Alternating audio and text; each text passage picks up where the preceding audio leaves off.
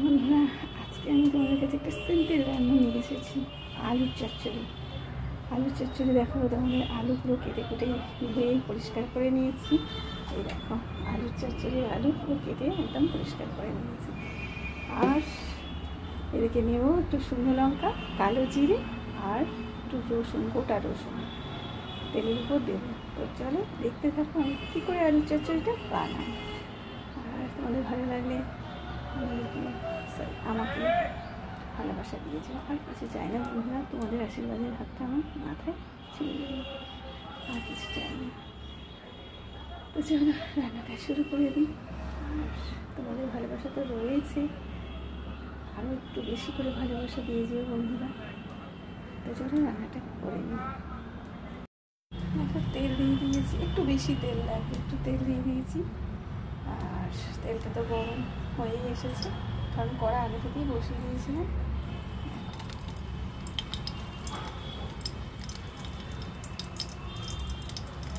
দিয়ে দিয়েছি লঙ্কা, আর দেবো গোটা রসুন,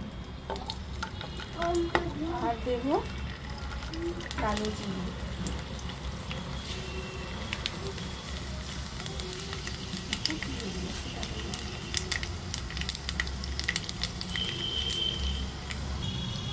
কি সুন্দর গন্ধ বেরিয়েছে, দেখো হয়ে এসছে। এবারে আমি দেবো আলু। এত দারুণ একটা গন্ধ বেরিয়েছে না, এত সুন্দর গন্ধ বেরিয়েছে না। একটু দিয়ে দেবো, একটু পরিমাণে একটু সবাই ছেড়াতে হবে, খুব ভালো লাগে খেতে, পুরো পেটে পেটে চলে যাবে, খুব দারুণ লাগে। এত সুন্দর একটা গন্ধ বেরিয়েছে না, কি বলবো, পুরো গন্ধে মুখ করছে। রসুন আর শুকনো লঙ্কার কালো জিরে, তো দারুণ একটা স্মেল বেরিয়েছে। তো এত সুন্দর গন্ধ না, গন্ধেই পেট পুরো হয়ে গেছে। তো চলো এটা একটু ভাজা ভাজা হয়ে গেলেই আমাকে একটু জল দিয়ে আর কমিয়ে চাপা দিয়ে দেবো। তো রান্নাটা কেমন হয়েছে জানিও কিন্তু বন্ধুরা, তোমাদের কেমন লাগলো।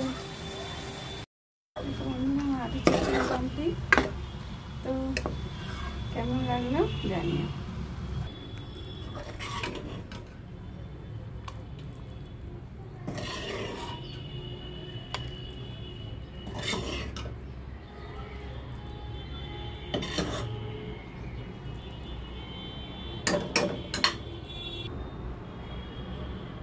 তরকারি ভাত,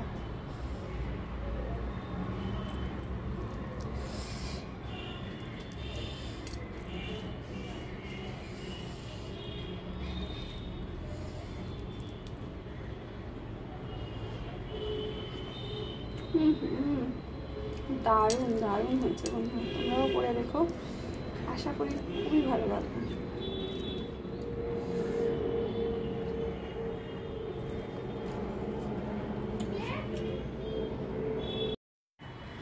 আলুর চচ্চড়িটা এত সুন্দর হয়েছে বন্ধুরা, তো কি বলবো,